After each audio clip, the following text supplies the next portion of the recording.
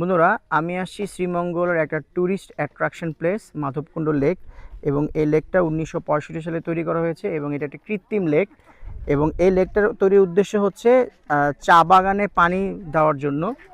এবং এখানে পদ্ম এবং শাপলা শালুক আমরা দেখতে পাচ্ছি। অসাধারণ একটা জায়গা, মানে আমরা কি আজও সচেতন হতে পারবো না? এরকম একটা সুন্দর একটা লেক, কৃত্রিম লেক, তার পাশে এরকম সুন্দর চা বাগান, মানুষকে ঘোরার জন্য, বিনোদন দেওয়ার জন্য প্রকৃতি এরকম সুন্দর করে সাজিয়েছে। আর এই একটা জঘন্য কাজ আমরা করে যাচ্ছি, এগুলো স্টপ করতে হবে। এখন আমি আর আমার ফ্রেন্ড এই পাহাড়ে উঠবো। আমরা এখন পাহাড়ের উপরে, দেখতে পাচ্ছেন লেকটা অনেক নিচে, আর অলরেডি প্রায় 200 ফিটের উপরে চলে আসছি। সুন্দর।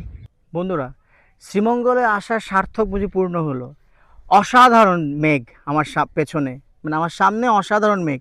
এবং এই জায়গাটার ভিউটা মাইন্ড ব্লোয়িং। এক ভাইয়ের কাছে শুনলাম এটা হচ্ছে ভারতের অংশ।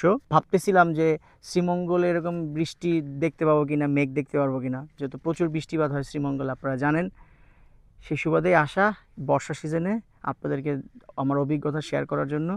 অসাধারণ।